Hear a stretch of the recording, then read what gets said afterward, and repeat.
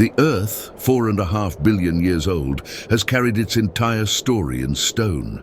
Layer upon layer, chapter after chapter, every eruption, every ocean, every creature, all pressed into the rocks beneath our feet. At least, that's what it looks like. But here's the shocking twist. Right in the middle of this grand narrative, an entire volume is gone. 1 billion years of history, erased as if someone took a cosmic knife and carved it out. It may look like a seamless archive of time, but it isn't. The rocks themselves whisper a mystery. 1 billion years missing, a hole in the planet's memory that defies explanation. Why does it matter? Because inside those missing years lie the secrets of life's greatest transformations. Without them, it's as if we tried to read human history. Starting with cave paintings and then jumped straight to Shakespeare, everything in between, vanishing into silence. This gap is bigger than the extinction of the dinosaurs, bigger than any single event you've heard of before. If we cannot explain where that time went, we cannot explain how complex life rose at all. It's not just a geological puzzle, it's a story about existence itself, a scar on Earth's memory that holds the key to understanding why we are here at all. And if you're listening to this as you drift off, let the thought be calming, not unsettling. The Earth has weathered mysteries far greater than our worries. So take a breath, let the story carry you, and when you're ready, subscribe so you'll always have another journey through deep time waiting for you. The summer of 1869 was a turning point in American history. The Civil War had ended just 4 years earlier, but its scars were still raw. A young nation was healing, racing forward with the promise of railroads, telegraphs, and expansion. The maps of the United States were filling in with new names and boundaries, yet one vast region remained blank, the Colorado Plateau. To most people, it was a terrifying mystery. The terrain was hostile, the rivers untamed, the canyons unexplored. To John Wesley Powell, it was irresistible. Powell was no ordinary explorer. He was a geologist, a teacher, a restless spirit who refused to let circumstance define him. During the Civil War, at the Battle of Shiloh, he lost his right arm to a Confederate minie ball. Many thought his career or even his life was over, but Powell refused to stop. He adapted, fought through the pain, and turned his obsession toward the uncharted West. With only one arm, he rowed boats, climbed cliffs, and recorded the world in meticulous detail. To him, the loss of a limb was not a barrier. It was simply part of his story. When he proposed to lead an expedition down the Green and Colorado rivers, colleagues thought he was reckless, even suicidal. No one knew where those rivers led. No one had mapped the labyrinth of stone that would later be called the Grand Canyon. 10 men in 4 wooden boats, carrying 3 months of supplies, set out into a wilderness that could kill them at any moment. There were no maps, no rescue teams, no backup plans. Only courage, determination, and Powell's vision of uncovering the secrets hidden in the rocks. The journey began in May, as the boats pushed into the roaring waters of the Green River in Wyoming. The crew was a mix of soldiers, trappers, and adventurers, each carrying their own hopes and fears. At first, spirits were high. The current swept them forward, the canyon walls rising higher each day. But the deeper they went, the more the river revealed its true nature. Rapids smashed against the boats, splintering wood, overturning supplies, swallowing precious food. At night, they camped on narrow sandbars, the echoes of the river pounding like thunder through the stone. Hunger gnawed at them, exhaustion wore them down, and fear lingered in every shadow. Still, Powell pressed on. He was not just an explorer, he was a scientist with a mission.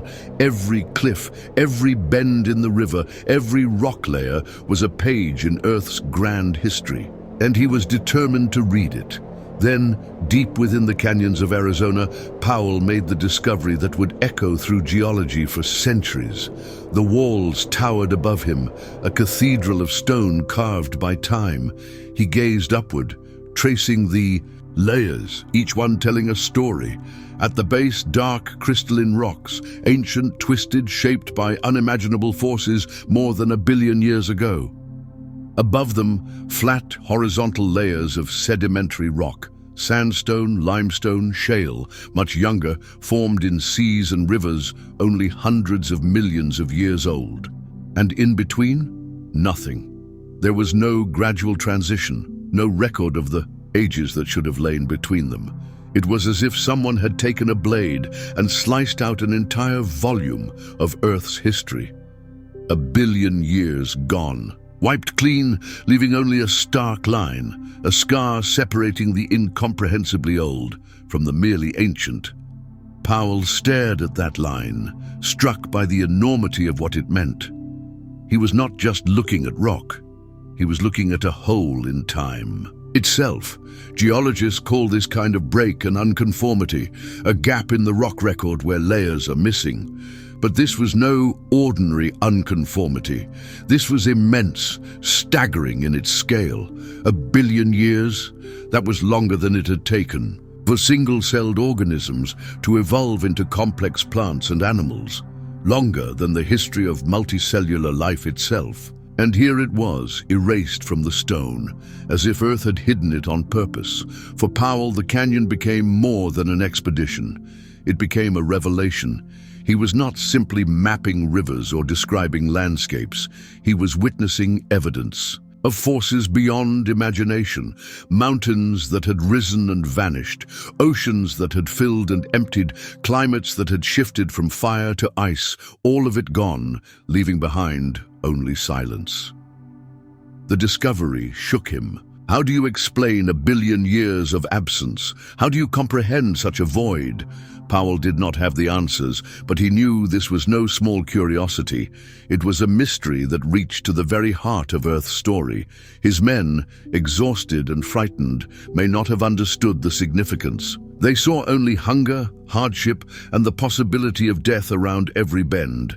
But Powell, notebook in hand, recorded the line. He sketched the rocks, marked the layers, captured the contrast. He named it the Great Unconformity, and in doing so he gave a name to one of the most profound enigmas in the geological record. The expedition itself nearly ended in disaster. Rapids smashed boats, supplies dwindled, and morale collapsed. 3 men deserted, climbing out of the canyon in search of safety. They were never seen alive again. Powell and the survivors carried on, battered but unbroken, until at last they emerged from the canyon months later, gaunt and weary but triumphant. They had mapped the uncharted river. They had survived the impossible, and Powell had stumbled upon a mystery that would haunt science for generations. In the decades that followed, Powell became a respected figure, the founder of the U.S. Geological Survey, a man who shaped how Americans understood the land itself. Yet the memory of that line in the canyon never faded. Geologists across the world would search for answers, probing the rocks of Scotland, Canada, Australia, and beyond. Everywhere they found the same scar, the same missing 1 billion years. Powell's line was not local, it was global. The Great Unconformity had become more than a geological curiosity. It was a wound in the planet's memory. What had happened during that vast span of missing time? Had glaciers scoured it away? Had continents torn themselves apart? Had the Earth itself reset its own history? Each theory only deepened the mystery, but it all began with one man standing in a wooden boat, staring up at the canyon walls with the eye of a scientist and the heart of an adventurer. John Wesley Powell could not have known the full scope of what he had found. He could not have known that his journey into the unknown would reveal a question still unanswered more than 150 years later. But he knew enough to recognize that the Earth was not stable, not unchanging, not eternal in the way most imagined. He knew it was alive, restless, constantly reshaping itself on scales so vast that human history seemed like a fleeting moment. That realization that the world was not fixed but forever in motion was Powell's true discovery. The line in "the rock" was more than a gap. It was proof that the Earth itself could erase whole chapters of its own story, hiding them in silence, leaving only questions where answers should be. And in that silence, Powell heard the voice of deep time. When Powell first looked at that thin line in the Grand Canyon, the scar separating 1 billion years of vanished history from the rest of the rock record, he had no way of knowing what caused it. For decades afterward, scientists puzzled, argued, and searched. The great unconformity was not just in Arizona, it appeared across the world. Scotland, Australia, Canada, Africa. Everywhere, ancient rocks pressed directly against much younger ones, with nothing in between. How do you erase an entire eon of Earth's memory? The first explanation came with a theory as breathtaking as it was terrifying. Maybe, just maybe, the planet itself froze solid. The idea sounded almost impossible at first. Earth entirely covered in ice, the whole planet locked in a deep freeze, and yet the evidence began to build. Rocks in tropical regions showed scratches and grooves, marks left only by glaciers. Giant boulders, known as drop stones, were found in sediments that should have been laid down in warm seas. They had been carried there by icebergs, dropped when the ice melted. But these weren't just any glaciers. They weren't confined to poles or mountaintops. The evidence showed glaciers had reached the equator. How could ice exist in the hottest parts of Earth? Only one answer made sense. The ice was everywhere. The Earth had become a snowball. Imagine it, 700 million years ago, our blue marble transformed into a white one. Oceans frozen from surface to floor, continents buried beneath sheets of ice up to 1 kilometer thick. Even at the equator, where palm trees should have waved and warm seas should have shimmered, nothing but endless white. The Earth reflecting, sunlight back into space, growing colder with every passing year. It was not just an ice age, it was the ice age to end all ice ages. This theory had an elegant appeal. If glaciers covered every continent, they would have acted like a giant sanding block.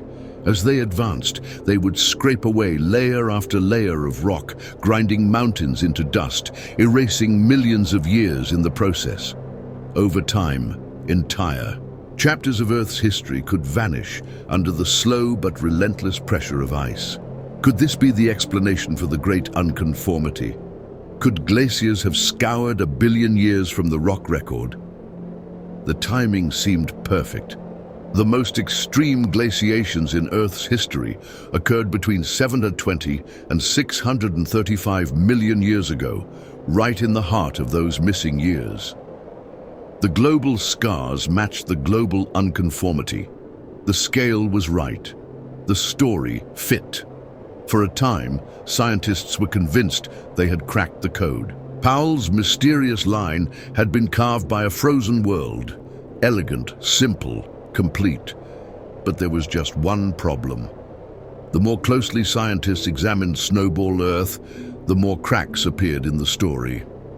To begin with, if Earth had truly been frozen solid, how did life survive?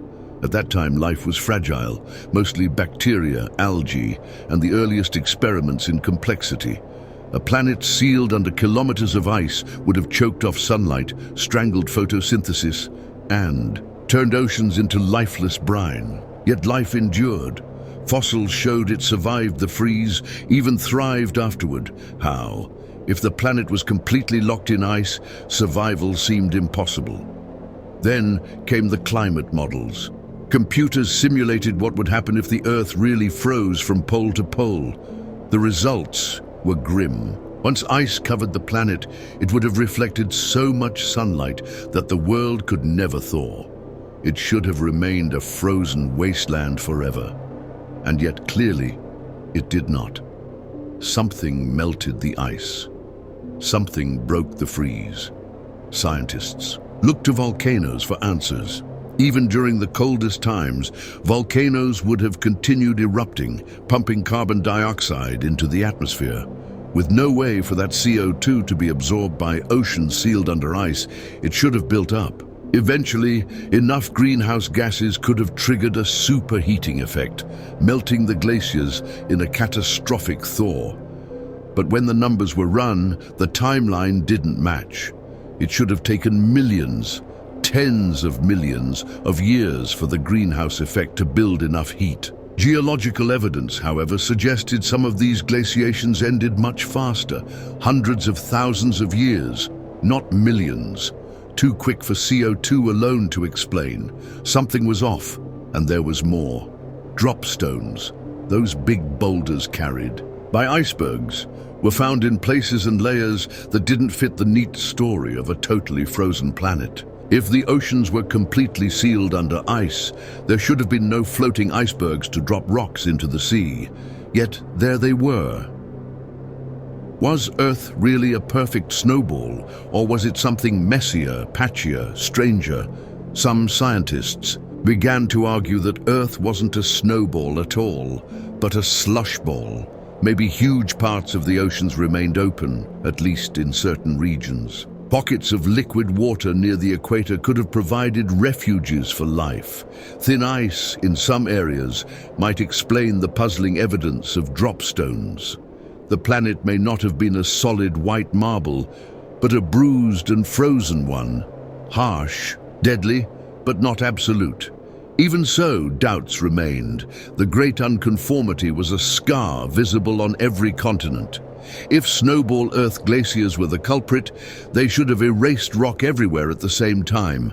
Yet the rocks told a different story. Some regions showed evidence of erosion 1 billion years ago, long before the Great Freeze. Others revealed missing layers as late as 500 million years ago. The unconformity was not one event, not one scrape, but a patchwork of scars formed over hundreds of millions of years. The neat elegance of snowball Earth began to unravel. Still, the theory refused to die. It was dramatic, it was compelling, and it explained at least part of the story. Glaciers certainly had their hand in shaping the record. Massive ice sheets advancing and retreating across continents must have erased history in many places.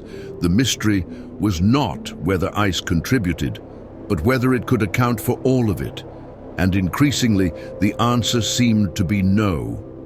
But here's where the suspense deepened. If glaciers alone could not erase 1 billion years, what could? The answer, scientists realized, might lie not just in ice, but in fire. Not in the surface of the Earth, but deep within its shifting, restless heart. Around the same time as the great glaciations, the supercontinent Rodinia was tearing itself apart. As it did, mountains rose and fell, rifts opened, and enormous swathes of ancient rock were thrust up, exposed and destroyed. This was not the work of ice alone. This was tectonics on a scale almost beyond imagination. Yet even as this new theory emerged, Snowball Earth left its mark on the debate.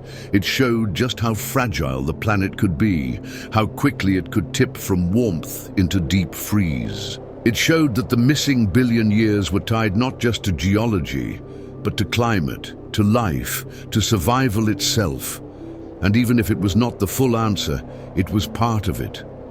For decades, Snowball Earth was the leading suspect, the elegant explanation that held the mystery together. Until the evidence pulled it apart, and that is the story's true power. Snowball Earth was not just a theory about glaciers, it was a lens, a way of seeing the great unconformity, not as a local oddity, but as a global catastrophe. It captured the imagination of scientists and the public alike because it offered something both simple and apocalyptic. The world froze, the glaciers scraped, 1 billion years vanished.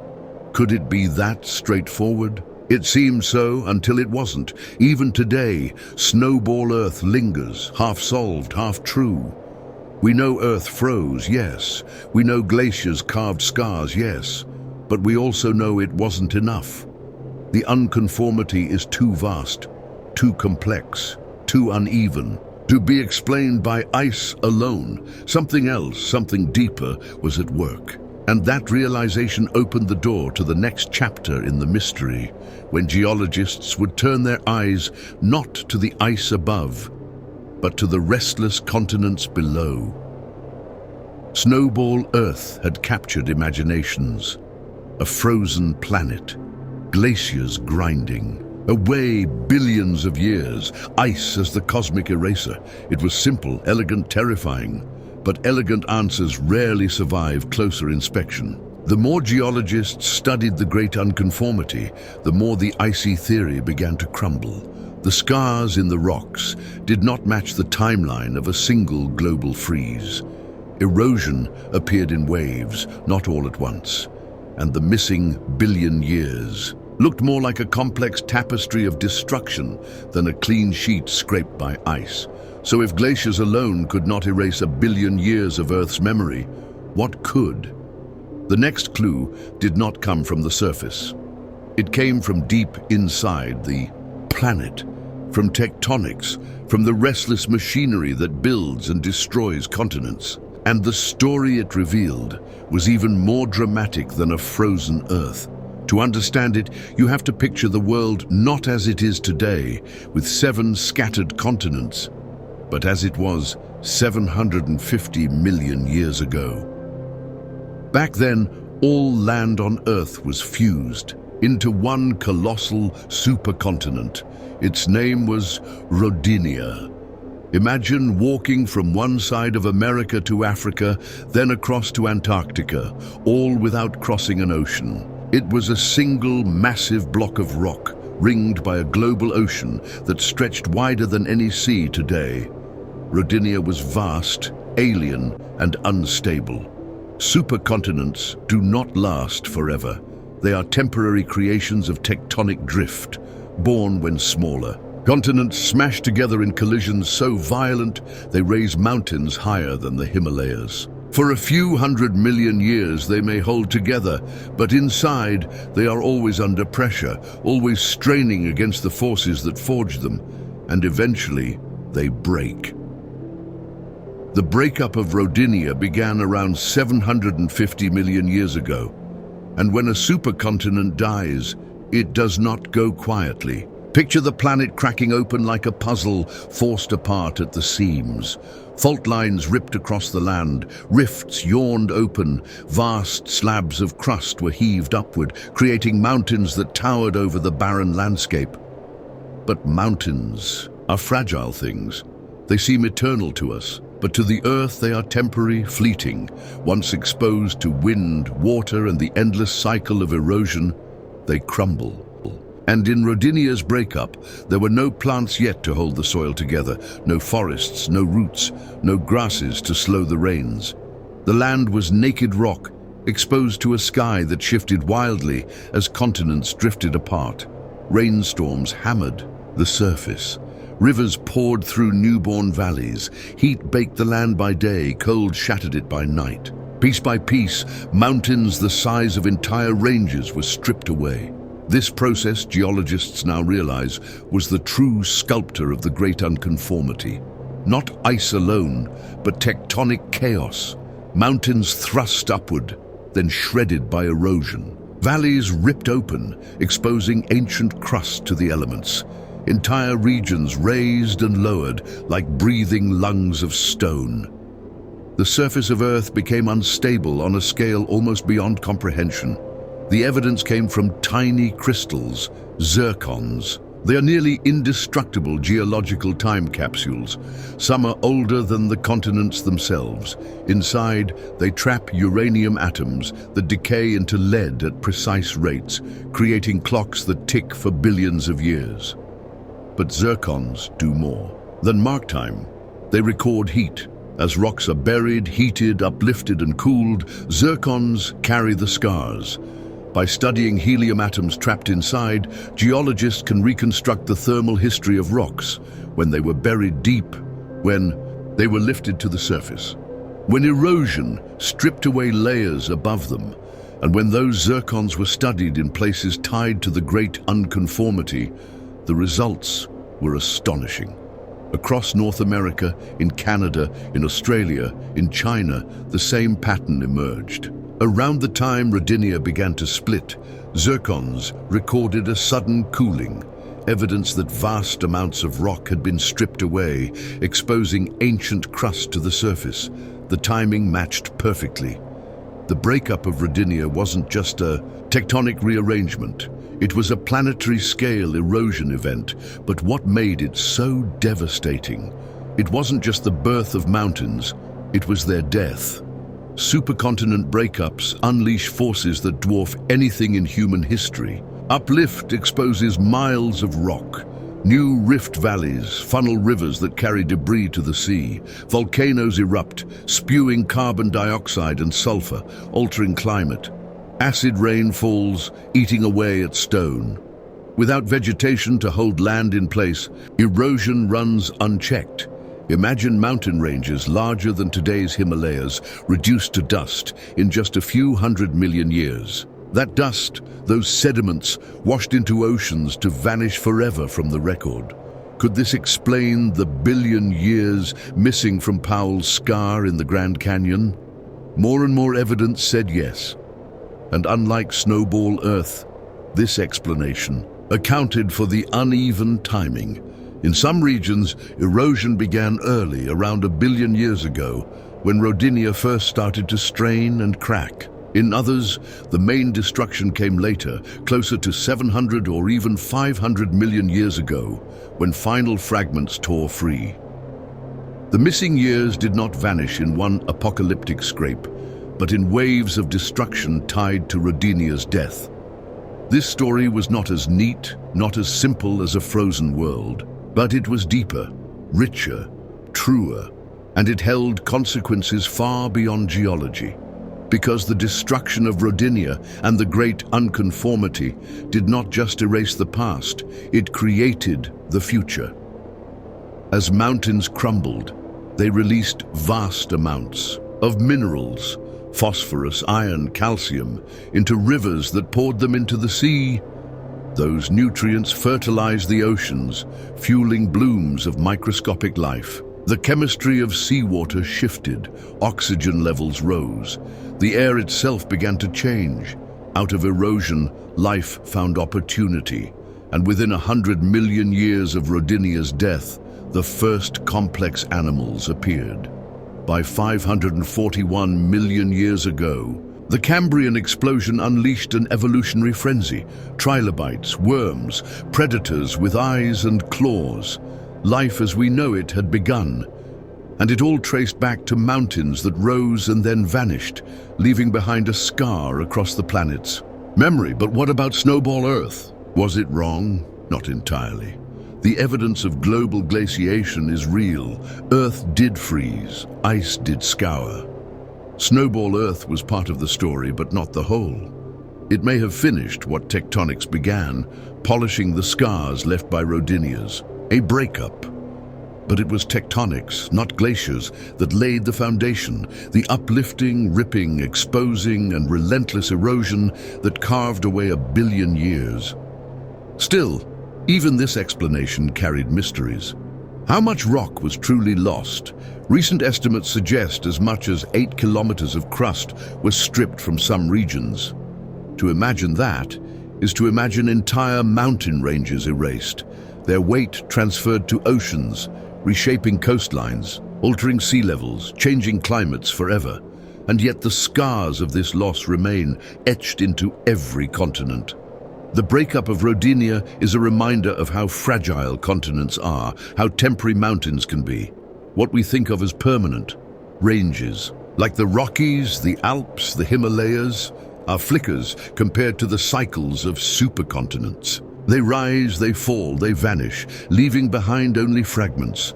Powell's thin line in the canyon was proof of this cycle, proof that Earth erases even itself. The great unconformity is not just a gap. It is the echo of tectonic violence, of continents torn apart and reborn. And it is also our origin story.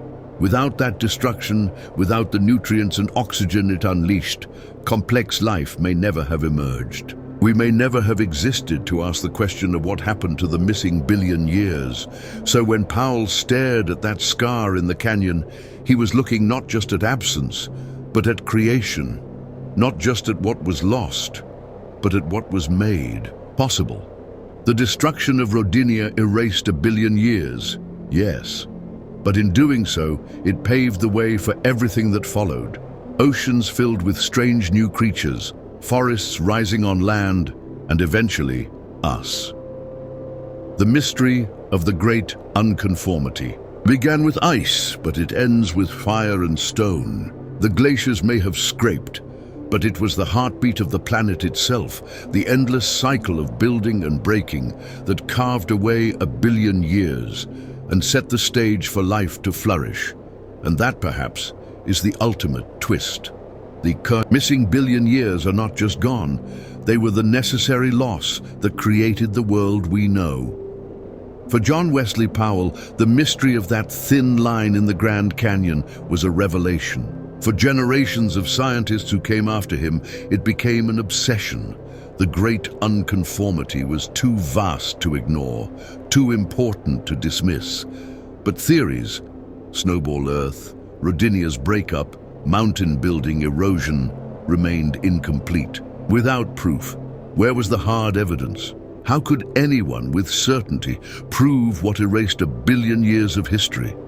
The answer came not from towering cliffs or sweeping canyons, but from something almost invisible. Tiny crystals, smaller than grains of sand, carried within them the memory of Earth itself. They are called zircons, and they would transform the great unconformity from a puzzle into a story written in atomic detail. Zircon is one of the most remarkable minerals on Earth. Durable, resistant, nearly indestructible. It survives almost everything: heat, pressure, weathering, even the destruction of the rocks that once held it. Inside its structure, zircon carries uranium atoms. Over time, those atoms decay into lead at a precise, predictable rate. By measuring the ratio of uranium to lead, geologists can date a zircon with astonishing accuracy, sometimes to within 1 million years, even across billions of years. In short, zircons are clocks, timekeepers of deep history, but they are more than clocks. Zircons are also thermometers. When rock is buried deep in Earth's crust, it heats up. When it is lifted toward the surface, it cools. That temperature change leaves traces in zircon crystals, specifically in tiny helium atoms trapped inside. As a zircon cools, helium becomes locked in place. By measuring how much helium has leaked out, scientists can reconstruct a rock's thermal history: when it was buried, when it was exposed, when erosion stripped away everything above it.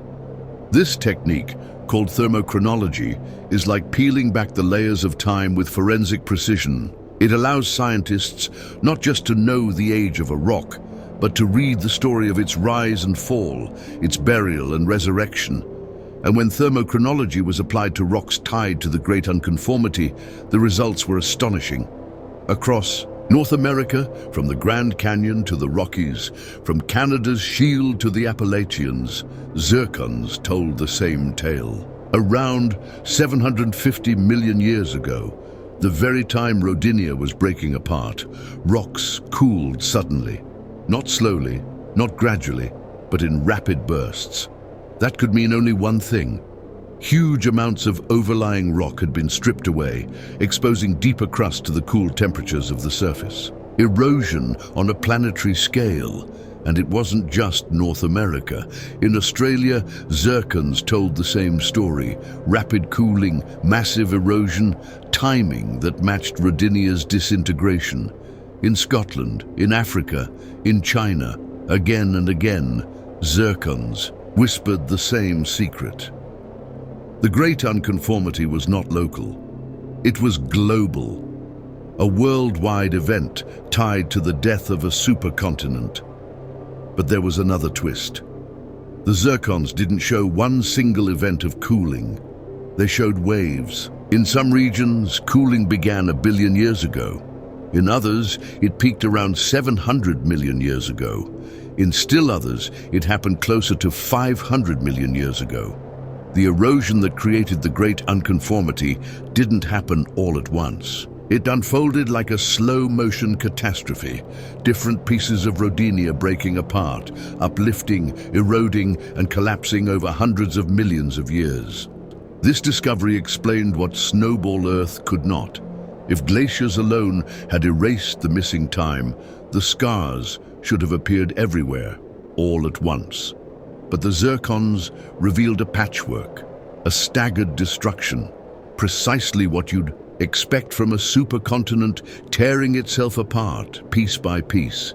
Each uplift, each rift, each mountain range carved away part of Earth's memory, until together they formed the billion-year whole Powell had first seen in the canyon. Think of it, tiny crystals, invisible to the naked eye, recording events so vast they reshaped the entire planet. Zircons became the witnesses to Earth's greatest crime, its erasure of time. The numbers themselves are staggering. Thermochronology suggests that in some regions, up to 8 kilometers of rock were removed. Imagine standing in the Himalayas, looking at peaks soaring into the sky. Then imagine every one of those kilometers stripped away, ground to dust, carried into the sea.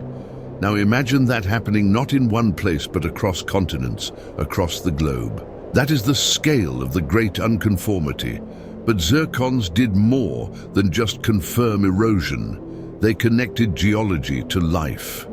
As continents eroded, nutrients poured into the oceans. Phosphorus, iron, calcium, all essential for life, flooded marine environments, fertilizing microscopic organisms. Photosynthesis exploded, oxygen filled the seas and sky, and the conditions for complex animals began to emerge. Zircons, in their silent testimony, showed that destruction and creation were inseparably linked. The mountains that vanished gave rise to the life that followed.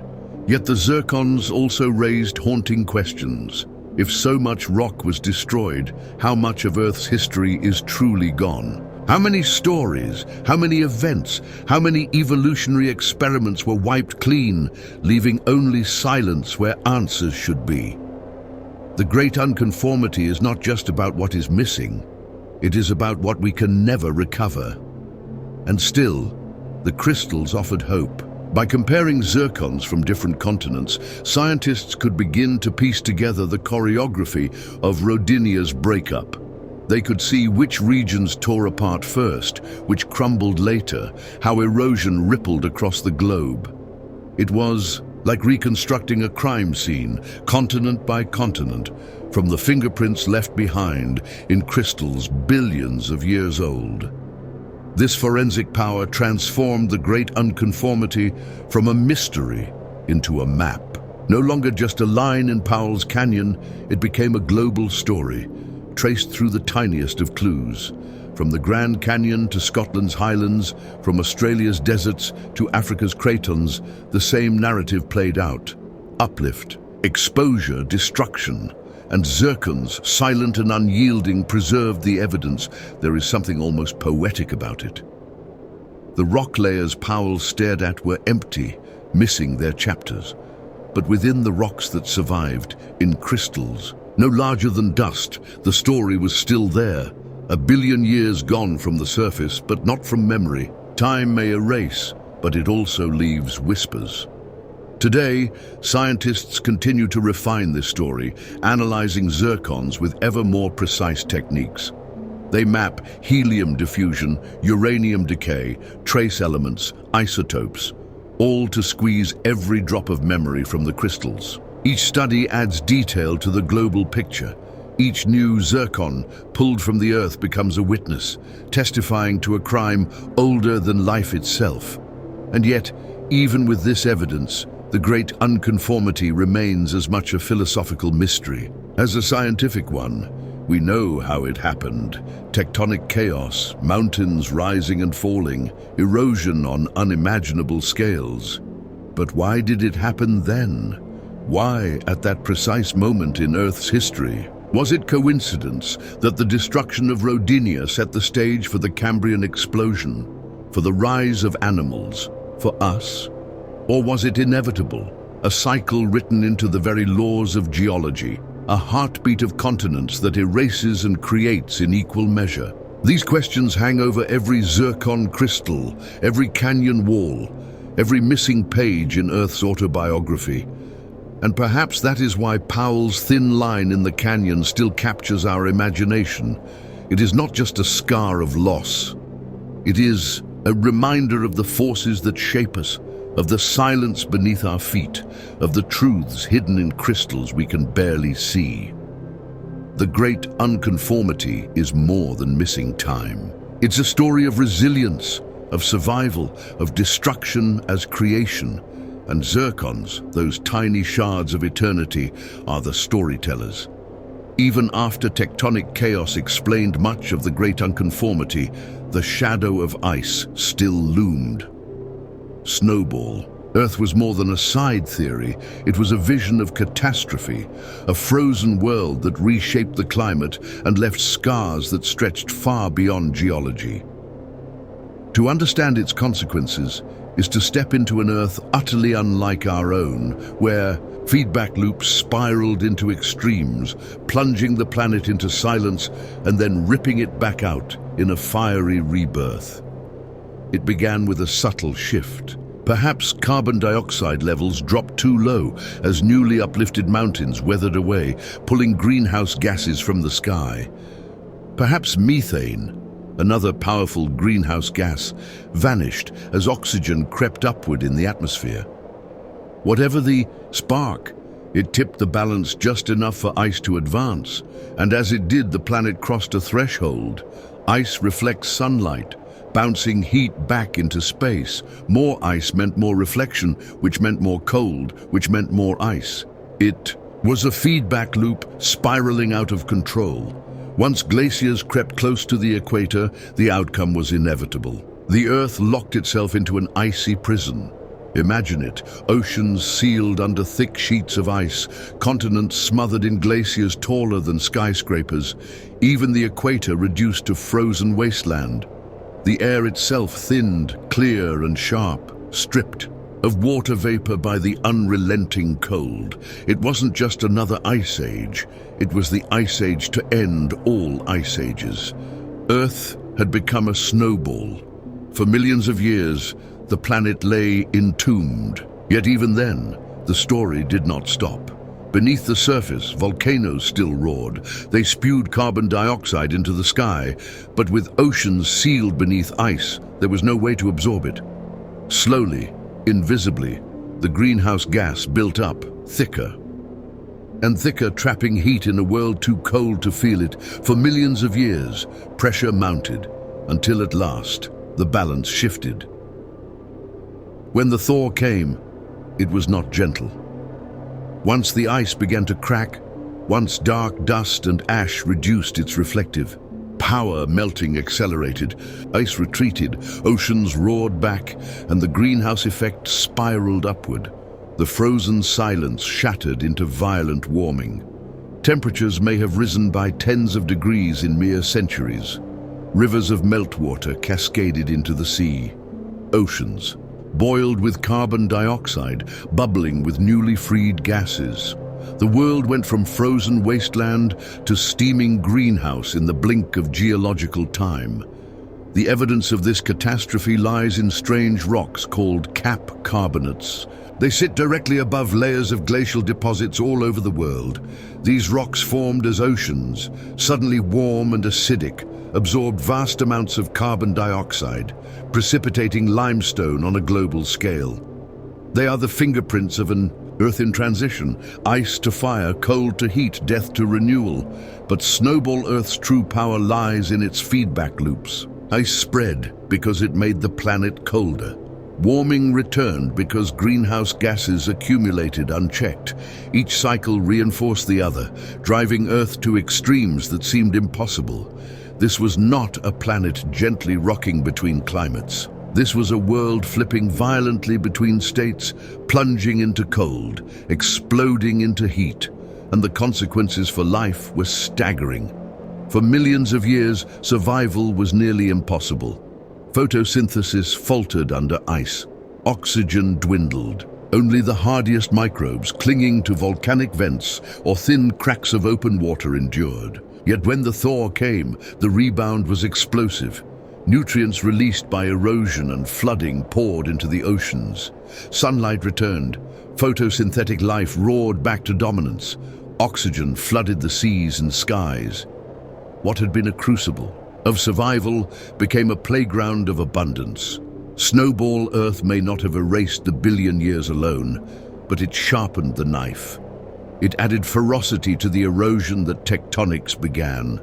Ice carved valleys, ground mountains, and polished scars into continents already weakened by Rodinia's collapse. It was not the sole sculptor of the great unconformity, but it was a co-conspirator, a global catastrophe that left the world scarred, purified, and strangely prepared for the next leap forward. What makes Snowball Earth unforgettable is not just the freeze, but the thaw. It showed how fragile Earth can be, how quickly it can tip into extremes, and how dramatically it can recover. The planet froze nearly solid, yet it rebounded, not into quiet stability, but into transformation. Climate chaos gave birth to opportunity. Catastrophe became the foundation of creation. This is the paradox of Snowball Earth. It was both destroyer and savior. It threatened life, yet it prepared the stage for life's greatest flourishing. It nearly killed the planet, but in its collapse, it remade it. When the glaciers melted, Earth did not simply return to what it had been. It became something new. The oxygen-rich, nutrient-filled seas left behind would set the stage for one of the most extraordinary events in history, the rise of complex animals. Snowball Earth was not the whole answer to the missing billion years, but it was part of it. More than that, it was a reminder of how violent, how extreme, and how creative Earth's climate can be. Powell's line in the rock may have begun with tectonic chaos, but it was shaped and sharpened by ice and fire. The great unconformity was not one event, but a symphony of destruction. And Snowball Earth was its most dramatic movement. The Earth thawed, the ice cracked, the oceans roared, the world surged back to life. But this was no simple return to normal. Snowball Earth had scoured the planet clean, a cataclysm that ended with fire and flood. And in its wake, something extraordinary began. What followed the deep freeze was not silence but song, not collapse but creation. From the shattered aftermath of Rodinia's breakup and the scars of the great unconformity, life stepped forward into a new age. It was the beginning of the most explosive evolutionary chapter in Earth's history. To understand how profound this transformation was, picture the world just before. For billions of years, life had been simple. Tiny cells floating in oceans, bacteria weaving chemical cycles, algae capturing sunlight. They were hardy, persistent, but limited. There were no animals, no plants on land, no predators, no prey. For 3 billion years, Earth was a microbial planet. Then came the great disruption. Rodinia tore itself apart, mountains eroded, nutrients surged into the sea, oxygen levels rose, ice buried the globe, and finally, the thaw unleashed chaos. That chaos became the crucible of complexity. When the glaciers retreated, they left behind more than valleys and polished stone. They unleashed floods of minerals. As mountains crumbled, elements essential for life, phosphorus, calcium, iron, poured into rivers and oceans. These nutrients were the fuel of photosynthesis, the spark that could drive evolution forward. In seas that had been suffocated under ice, algal blooms erupted, painting the oceans green. Photosynthetic organisms inhaled carbon dioxide, exhaled oxygen, transforming the atmosphere.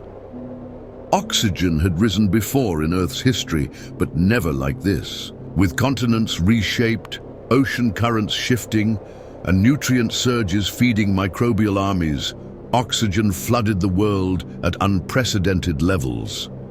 It seeped into seawater, where once only sulfur and iron had dominated. It filled the skies, changing their color, transforming the chemistry of Earth itself. With oxygen came possibility. For the first time, cells could evolve complexity powered by efficient respiration. For the first time, the machinery of multicellular life could ignite. The fossil record offers a glimpse into this transition. In South Australia's Flinders Ranges, strange impressions appear in rocks just after the end of snowball Earth. These are not bacteria, not algae, not single cells. They are larger, more complex, and more mysterious. Some look like fronds, delicate leaf-like structures that may have waved in shallow seas. Others resemble discs, quilted forms pressed into ancient sediments. They belong to what we call the Ediacaran biota, the earliest known community of multicellular organisms.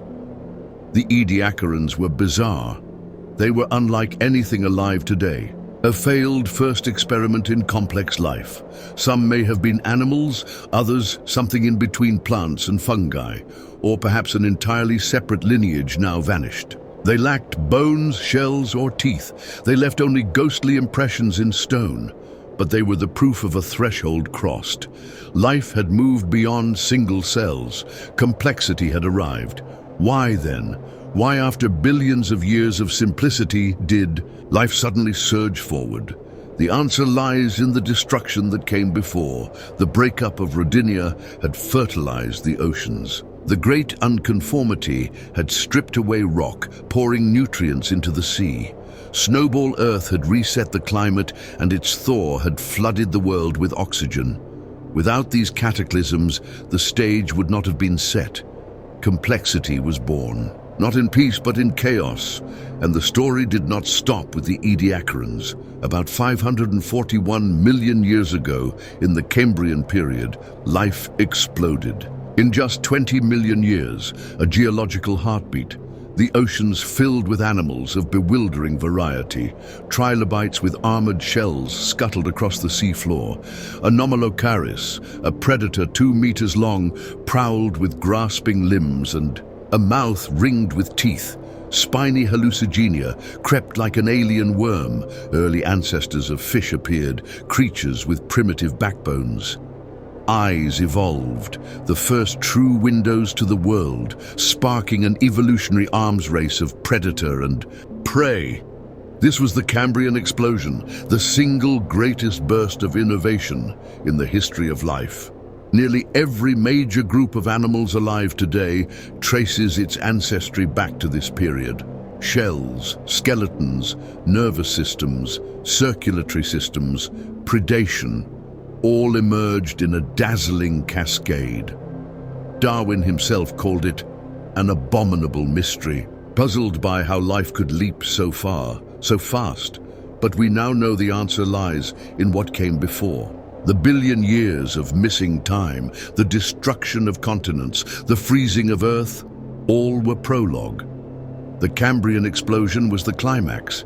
Think of it like this. For billions of years, life sat at idle, like an engine turning without fuel. Then, in the chaos of Rodinia's breakup and Snowball Earth's freeze, the tank was filled. Nutrients poured in. Oxygen flooded the atmosphere. The engine roared to life.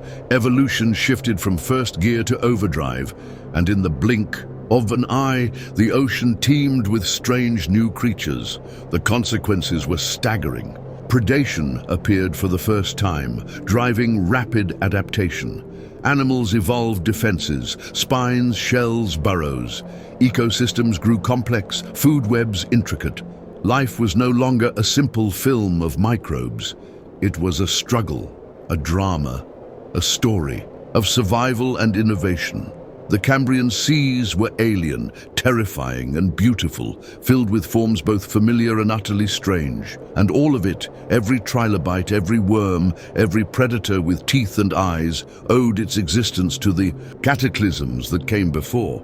The great unconformity was not just a scar, it was the midwife of complexity. The missing billion years were not silent. They were the storm that prepared the world for life's greatest flowering. But the story carries a deeper lesson. Catastrophe and creation are twins. The destruction of Rodinia erased continents. The glaciers of Snowball Earth scoured the surface clean. Yet in that destruction lay the seeds of opportunity. Without upheaval, without loss, without the missing billion years, complex life may never have emerged. We may never have been here at all. It is humbling to realize that we are the children of that chaos. Our own lineage, the animals with backbones, arose in those Cambrian seas. The nervous systems that allow us to think, the eyes that let us see, the lungs that breathe oxygen, all trace their roots back to that explosion of life, itself born from destruction. In a very real sense, we carry the great unconformity in our DNA. The fossil record whispers this story, but so do the rocks. Geochemical traces reveal the surge of oxygen, the shift from iron-rich green seas to oxygenated blue oceans. Sediments show the phosphorus and nitrogen floods that fertilized microbial blooms. Zircons and cap carbonates mark the upheavals that made it all possible. Everywhere, the evidence tells the same tale. Chaos prepared the way for complexity. It's worth pausing to think about the scale.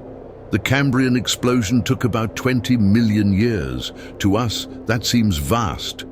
But compared to the 3 billion years of microbial stasis that came before, it was lightning.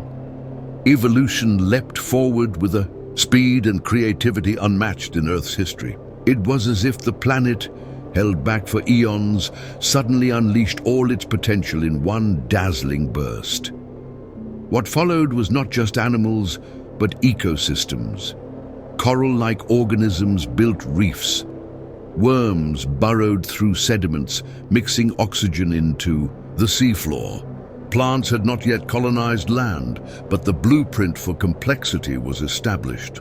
From this foundation, life would march forward, onto land, into forests, into the skies. Everything that followed, the dinosaurs, the mammals, the birds, and finally humans, was made possible by that moment of explosive innovation. And it all began with absence, with the missing billion years, with the scar Powell saw in the Grand Canyon. The irony is profound. A gap in the record, a silence in the rocks, becomes the explanation for why we exist. The great unconformity is not just missing time, it is the space that allowed life to leap forward.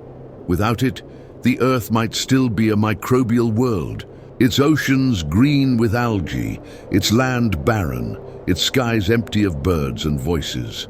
We often think of extinction, destruction, catastrophe as purely negative.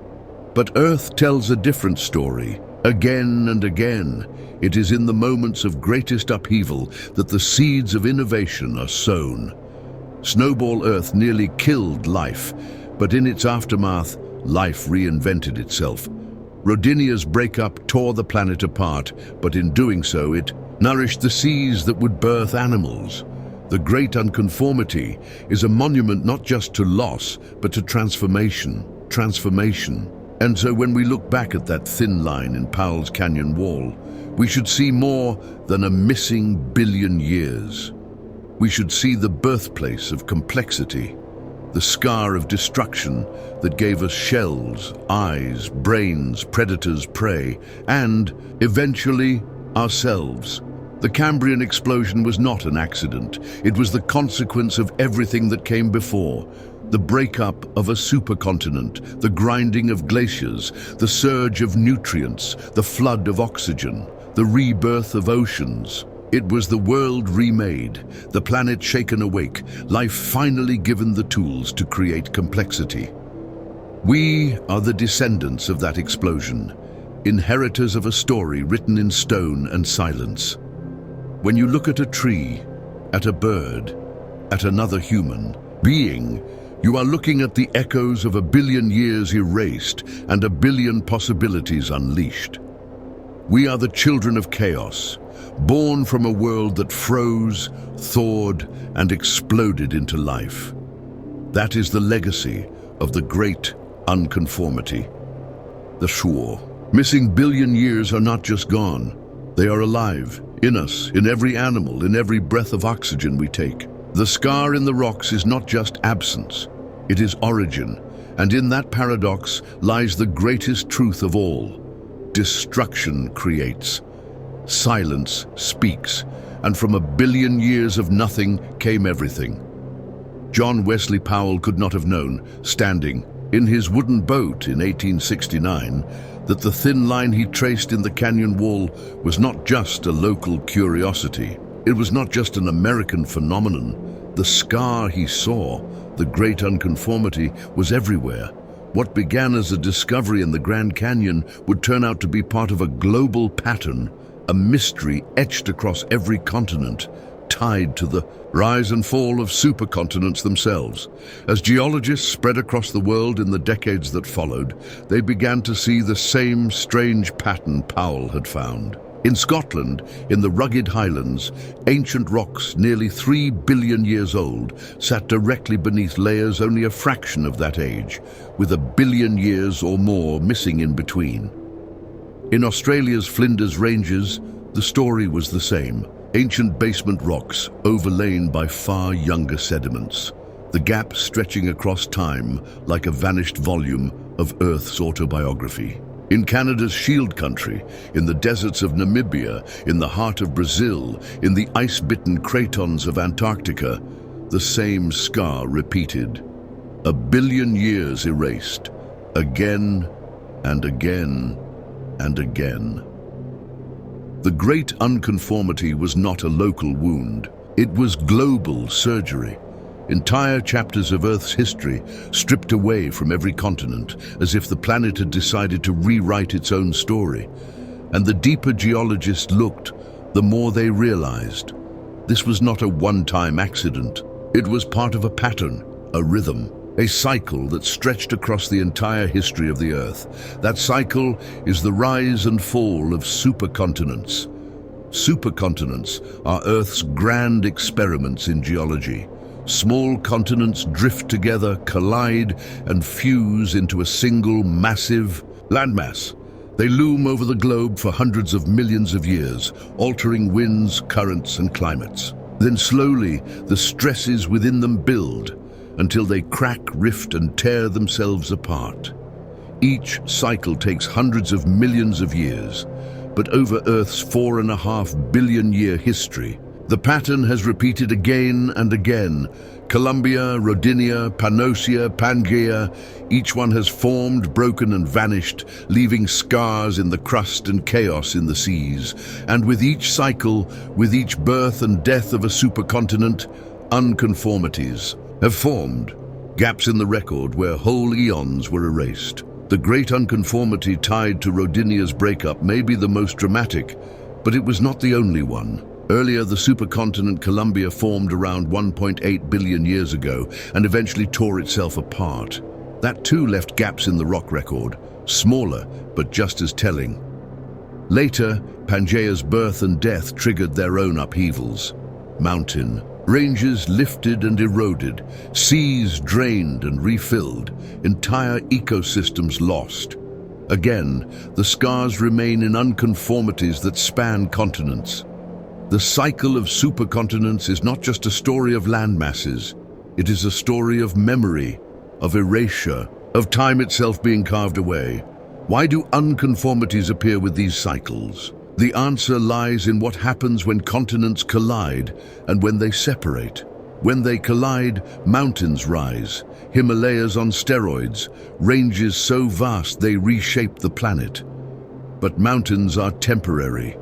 Exposed to wind and rain, stripped bare without plants in ancient times, they crumble. The erosion feeds oceans with nutrients, but it also removes the very layers of rock that would have preserved history. When supercontinents break apart, the violence is even greater. Rifts split the crust, uplift exposes deep rocks, volcanoes spew gas and ash, acid rain dissolves stone. The land itself becomes unstable, fractured, exposed and vulnerable. Over millions of years, these forces erase entire vertical kilometers of rock. In some places, 8 kilometers or more, mountains worth of stone were ground into dust and washed into the sea. The result is the same scar Powell saw, young rocks resting directly on ancient crust, the in-between lost forever. This is why unconformities appear not in one place, not in one age, but across the world and across time. They are the signatures of Earth's heartbeat, the rhythm of supercontinents assembling and breaking apart. Each cycle leaves behind both creation and absence. Each one adds another scar to the global record, and yet these scars are not random. They form a pattern. By studying them, geologists can reconstruct the very choreography of continents long vanished.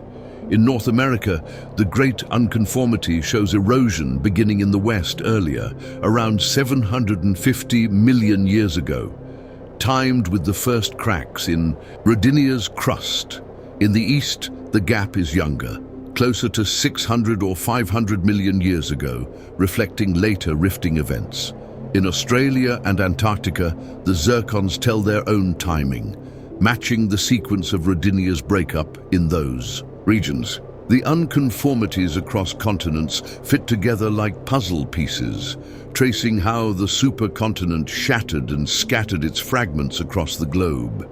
It is a strange kind of record, history told not by what is present, but by what is missing. Like a book where the torn pages reveal not just loss, but the violence that tore them. The implications are staggering. If unconformities accompany every supercontinent cycle, then Earth's history is far more incomplete than we once imagined. The Great Unconformity erased 1 billion years, but others erased hundreds of millions too. Much of what once was is gone, ground up, washed away, forever beyond recovery. The rock record we study is less an unbroken story than a heavily edited version with whole chapters ripped out and discarded. And yet in this loss, there is also revelation. The very incompleteness of the record tells us when the world's greatest upheavals happened. Each unconformity is a signature of catastrophe. Mountains lifted, continents torn, oceans reborn. They are absences that speak louder than presence. Consider the irony. We understand the cycle of supercontinents in part because of what we cannot see. The gaps tell us when collisions raised mountains, when rifts exposed crust, when erosion tore the record apart. Unconformities are the shadows that reveal the fire. But the story deepens still. These global patterns are not just geological curiosities. They are biological turning points. Every supercontinent cycle reshaped not only the land, but the environment of life. Columbia's breakup may have seeded the first rise in oxygen. Rodinia's collapse paved the way for the Cambrian explosion. Pangaea's disintegration coincided with mass extinctions and evolutionary radiations. Each unconformity is not just missing rock, it is a doorway into understanding how life itself responds to catastrophe. This is the global context of Powell's thin line. The Great Unconformity is one chapter in a repeating epic. It is the scar of Rodinia's death, yes, but it is also a single heartbeat in a rhythm that has pulsed for billions of years. Every supercontinent forms. Every supercontinent dies. Every cycle brings unconformities, scars across the rock record where memory is erased and destiny rewritten. What Powell could not have imagined sketching by candlelight in 1869 is that his discovery was not unique. It was universal. It was part of a planetary pattern as old as time itself. He saw one scar in one canyon. We now know it is echoed on every continent, across every age. The great unconformity is not just absence. It is evidence of Earth's pulse, its breathing, its endless cycle of creation and destruction. And in those missing years, in those vanished layers, we find the rhythm that connects geology, climate, and life. The pattern is humbling. It tells us that what we think of as permanent, mountains, continents, even entire chapters of history, are temporary. That the Earth itself edits its story, removing volumes to make room for the next. That absence can be as powerful as presence, and in the end, it tells us something even greater.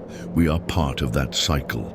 We live in an interlude between destructions, standing on continents that will one day be torn apart, eroded and erased, leaving behind their own unconformities for some. Future intelligence to puzzle over. The story is not over.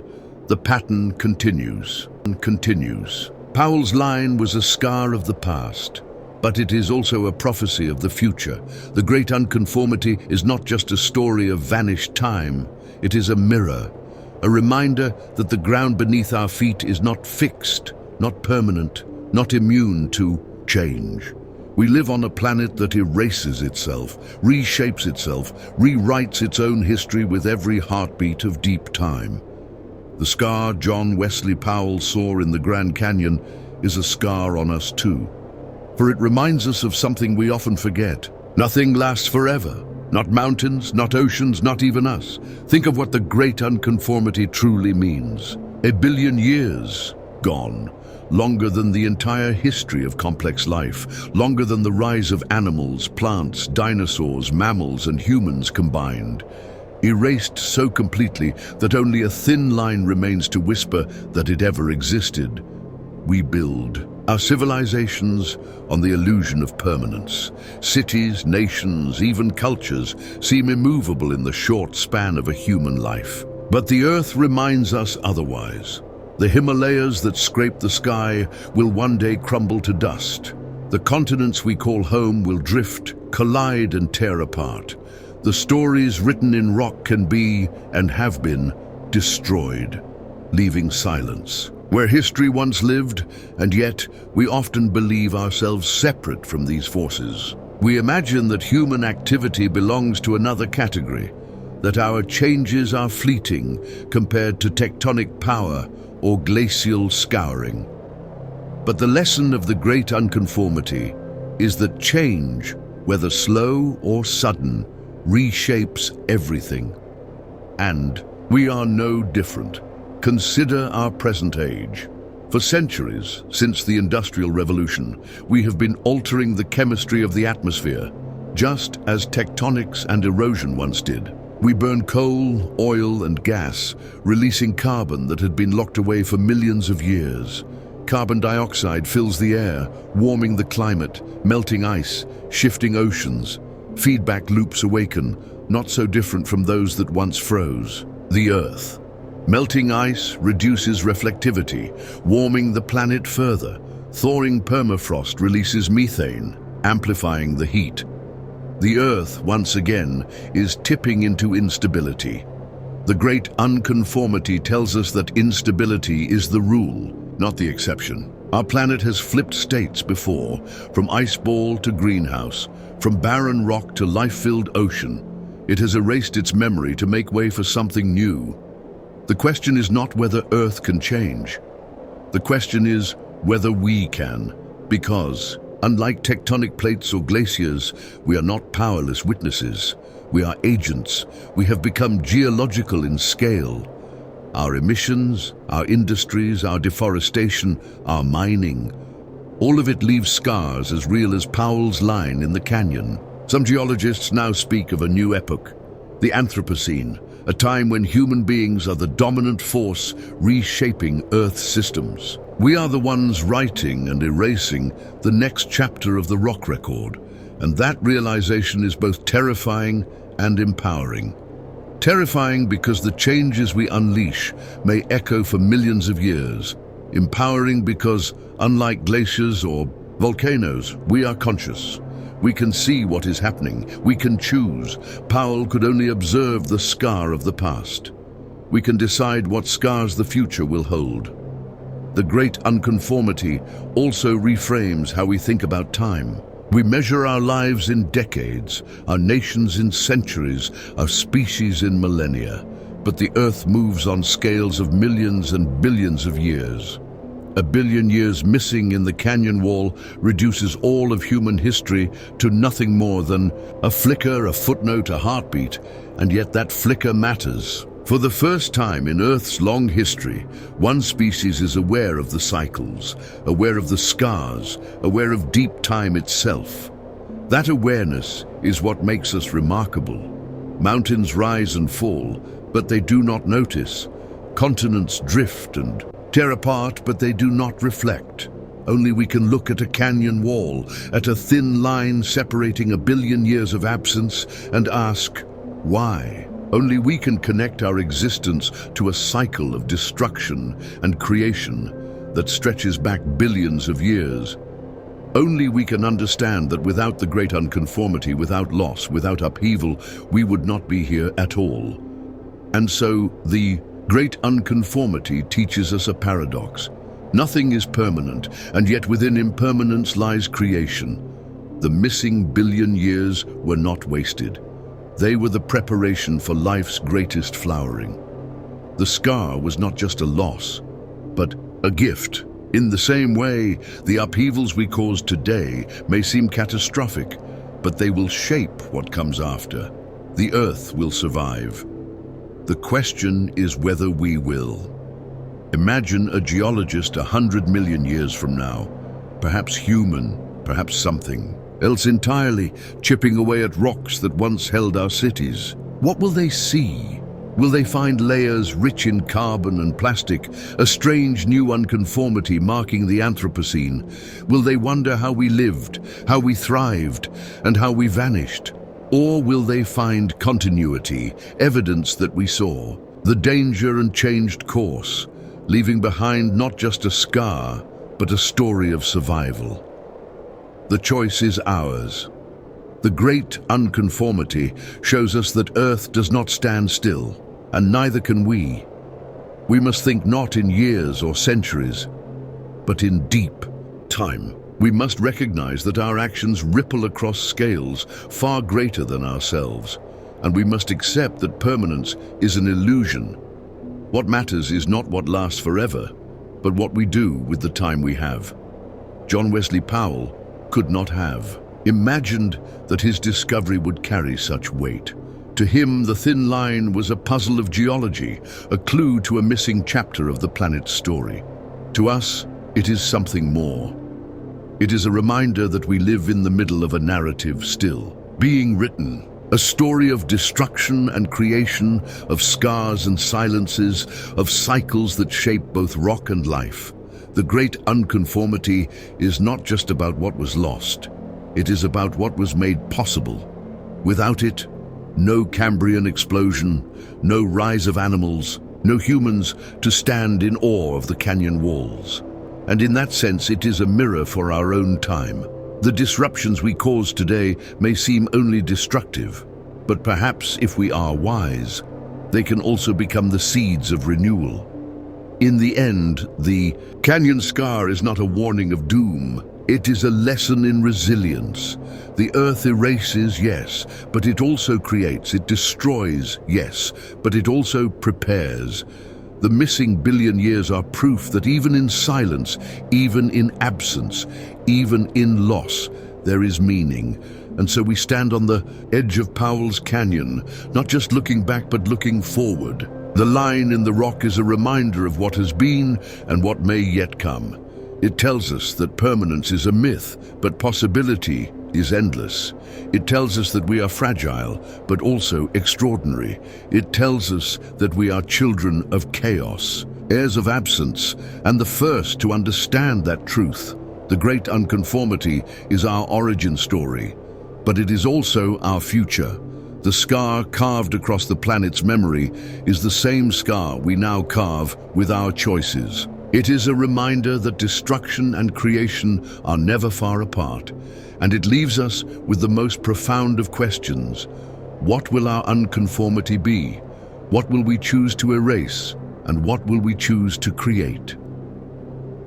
The story of the great unconformity begins with a man in a boat, John Wesley Powell, one arm lost to war, his body scarred, his spirit unbroken. In 1869, he drifted into a canyon no map had dared to name, searching not for riches or conquest, but for truth.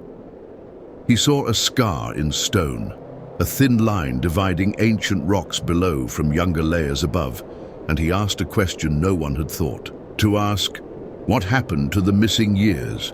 That question has echoed for a century and a half. From Powell's hand-drawn sketches to the laboratories of modern geologists, the search has spanned continents, disciplines, and generations. What Powell glimpsed in the Grand Canyon was no local curiosity. It was the fingerprint of Earth's deepest mysteries, a scar repeated across the globe, 1 billion years gone as if erased by a cosmic hand. The answers came slowly, in fragments, like puzzle pieces recovered from the rubble of time.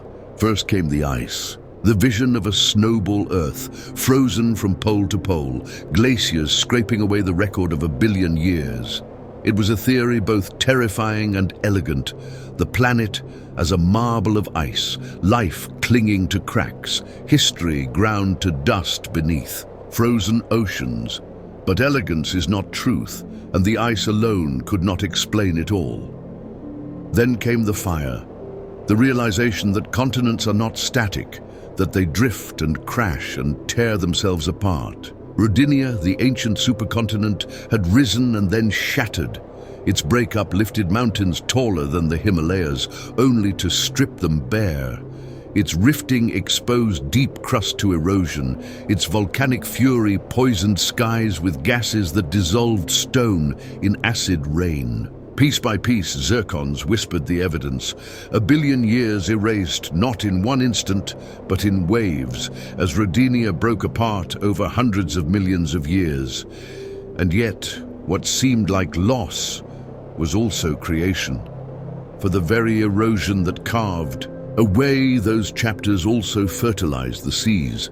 The very destruction that stripped continents bare poured nutrients into oceans, fueling photosynthesis, raising oxygen, preparing the stage for life's greatest transformation. Snowball Earth froze the planet, then thawed it in a blaze of greenhouse fire.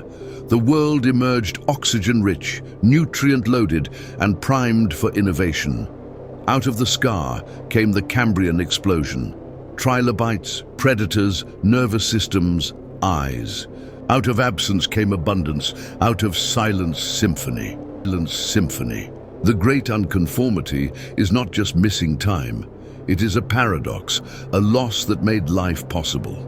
Without it, there might have been no Cambrian explosion, no rise of animals, no humans to ask these questions. We are, in a very real sense, the children of absence. Our lineage traces not just through fossils, but through the scar Powell saw. It is written in our bones, our breath, our blood, but the story does not belong to Rodinia alone. Unconformities ripple through Earth's history like echoes of a drumbeat. Columbia, Rodinia, Pannotia, Pangaea, each supercontinent rose, broke, and erased chapters of the rock record. Each cycle lifted mountains, stripped them bare, and fertilized oceans. Each cycle reshaped climate, triggered extinctions, and invited evolution to take bold new steps. The great unconformity is only the most recent, the clearest, the scar we can still touch with our hands. But it is part of a rhythm older than memory, older than life itself, and that rhythm continues. The continents beneath us are not fixed. They drift slowly, inexorably, toward their next embrace. In 200 million years, a new supercontinent will form. In 500 million, it will break.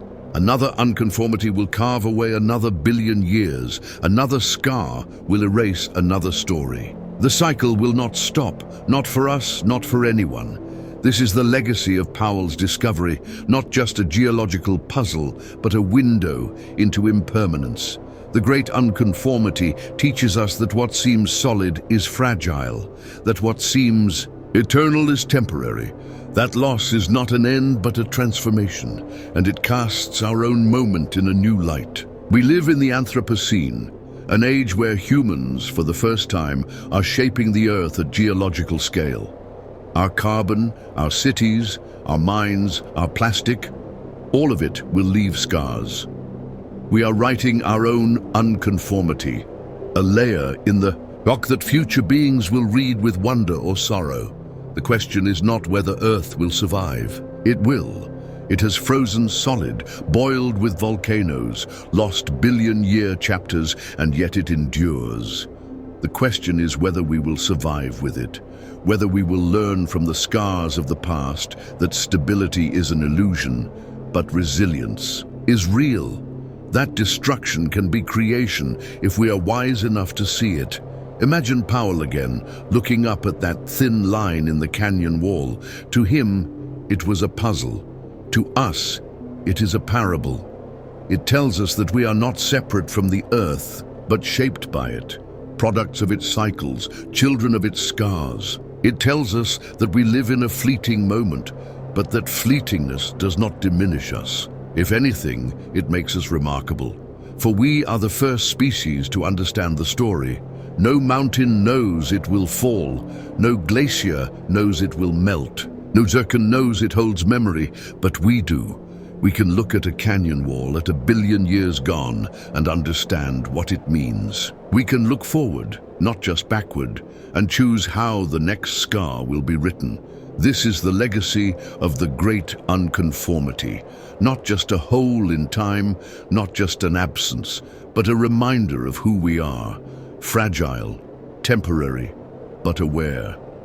The scar in the rock is the scar in our story, the silence that made our voices possible.